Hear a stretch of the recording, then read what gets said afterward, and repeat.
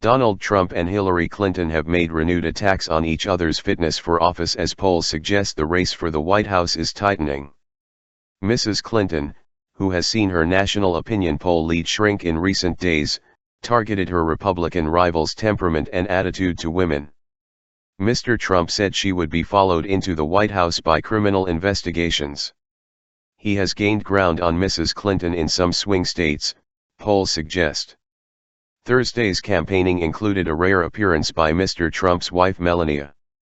In her first speech since July's Republican convention, the former model spoke about being an immigrant and a mother and said her husband would make America fair. She also vowed, in a speech in the Philadelphia suburbs, to lead a campaign against cyberbullying if she becomes First Lady, and to combat a culture that has gotten too mean and too rough. She made no reference to her husband's record of name-calling on social media.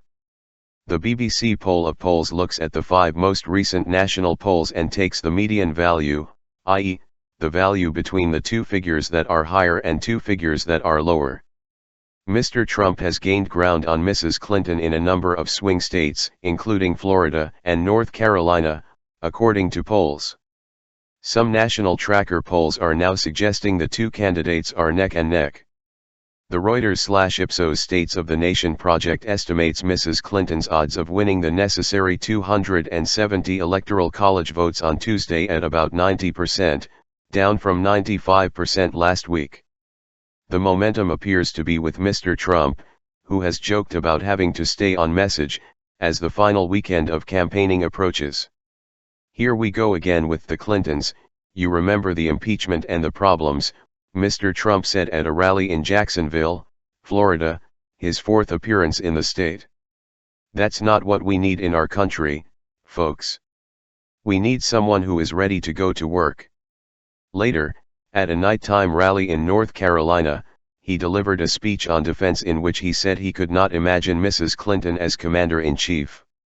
Mrs. Clinton continued to focus on Mr. Trump's character, telling a rally in North Carolina, "He has spent this entire campaign offering a dog whistle to his most hateful supporters. This has never happened to a nominee of a major party."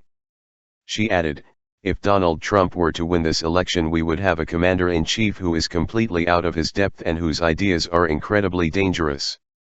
President Barack Obama has been working almost as hard as Mrs. Clinton, as he attempts to rally support among young voters and African Americans. Analysis of early voting returns suggests black voters may not be turning out in the kinds of numbers they did for Obama in 2012. Alluding to Mr. Trump's past as a reality TV show host, Mr. Obama told students at Florida International University in Miami, "This isn't a joke. This isn't Survivor. This isn't The Bachelorette. This counts." Mrs. Clinton also got a boost from her one-time rival for the Democratic nomination, Bernie Sanders.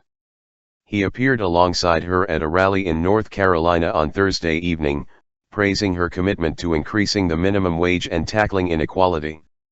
Music star Pharrell Williams was also at the event, hailing Mrs. Clinton's record on women's rights.